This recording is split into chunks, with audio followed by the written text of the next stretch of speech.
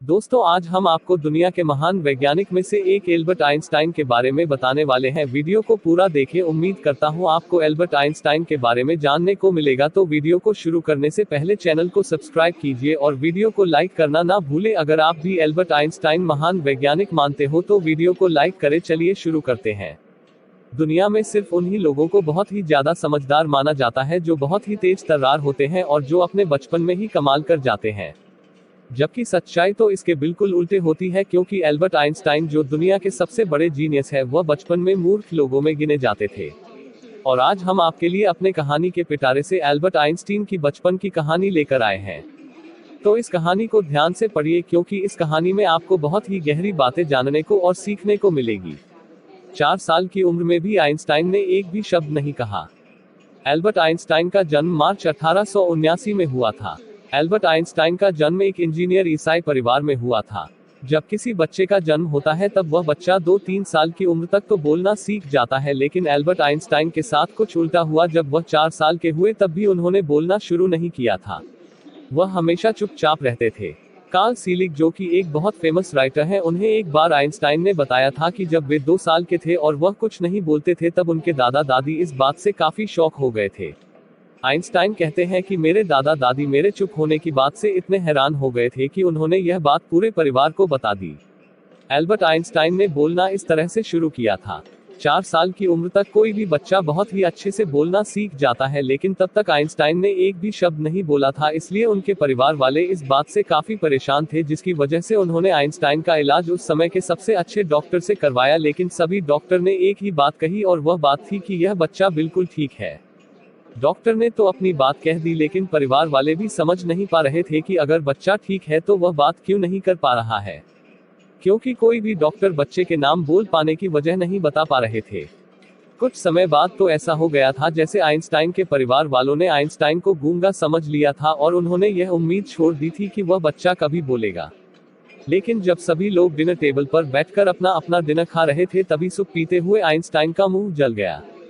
इस पर उन्होंने कहा कि सूप कितना गर्म है। पहली बार आइंस्टाइन ने इस तरह से कोई लाइन कही थी। बचपन में आइंस्टाइन को स्कूल से निकाल दिया गया था।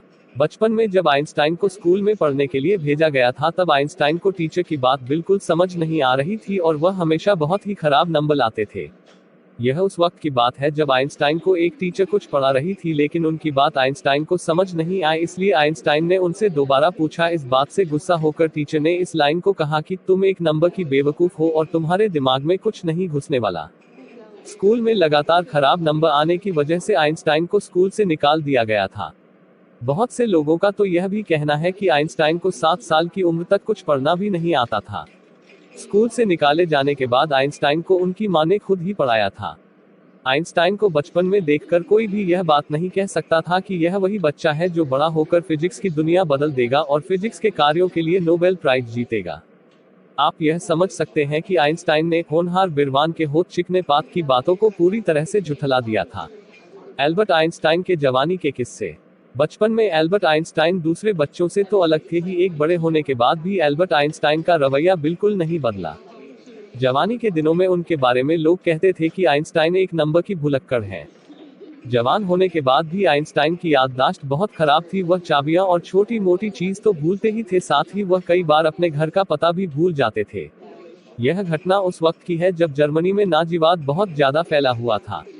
इसीलिए नाजीवाद के उग्रता से परेशान होकर आइंस्टाइन जर्मनी से अमेरिका आ गए थे और वहीं आकर बस गए। अमेरिका आने के बाद जब Einstein institute of advance study in Princeton में पढ़ा रहे थे, तब अपने घर लौटते समय जब उन्होंने टैक्सी ली तब वह अपना घर का पता ही भूल गए थे।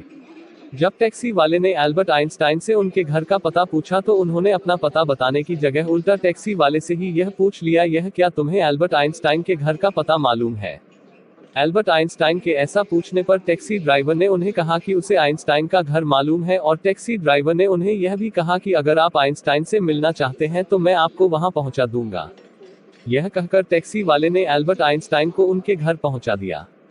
घर पहुंचने के बाद एल्बर्ट आइंस्टाइन ने टैक्सी वाले को बताया कि मैं ही एल्बर्ट आइंस्टाइन हूं। उनका परिचय सुनने के बाद टैक्सी वाला हैरान हो गया और उन्हें यकीन हो गया कि आइंस्टाइन सच में भुलक्कड़ है। एल्बर्ट आइंस्टाइन को अपना फोन नंबर भी याद नहीं रहता था। एल्बर्ट आइंस्टीन को भूलने की इतनी ज्यादा आदत थी कि वह अपने घर का फोन नंबर भी भूल जाते थे। आइंस्टाइन से उनके एक मित्र ने जब उनका फोन नंबर मांगा तब आइंस्टाइन फोन डायरेक्टरी चेक करने लगे ताकि वहां से वह उन्हें अपना नंबर बता दे। आइंस्टाइन को फोन डायरेक्टरी चेक करते हुए देखकर उनके दोस्त बोले, क्या तुम्हें अपना फोन नंबर भी याद नहीं रहता? इसके जवाब में आइंस्टाइन ने कहा कि जो चीजें मैं किताबों में ढूंढ सकता हूं उसे मैं याद क्यों रखूं। इस बात से यह साबित होता है कि आइंस्टाइन को भूलने की कितनी ज्यादा आदत थी। समय बचाने की कोशिश करते थे आइंस्टाइन। दुनिया के हर सक्सेसफुल इंसान की तरह आइंस्टाइन भी हमेशा अपने समय को बचाने की कोशिश करते थे। एक बार एक लिफ्ट बनाने वाले आदमी ने लिफ्ट की फैसिलिटी बताते हुए आइंस्टाइन को कहने लगे कि अगर आप अपने घर पर लिफ्ट लगवा लेते हैं तो आपका बहुत ही ज्यादा समय बचेगा। जिस पर आइंस्टाइन ने लिफ्ट लगवाने का ऑर्डर दे दिया। जब लिफ्ट लगवाने के लिए लोग आइंस्टाइन के घर पहुंचे तो उन्होंने पाया कि आइंस्टाइन का घर तो सिर्फ एक मंजिल ऊपर है। तो दोस्तों, ये थे अल्बर्ट आइंस्टीन के कुछ किस्से। इससे आपको यह सीख मिलती है कि किसी भी इंसान के बचपन को देखकर यह नहीं कहा जा सकता है कि वह बड़े होकर क्या करेगा, क्योंकि जरूरी नहीं है कि जो बच्चा बचपन में बहुत तेज हो वही बड़ा होकर कमाल कर सकता है। आइंस्टाइन के जीवन से हमें कभी ना हार मानने की सीख मिलती है।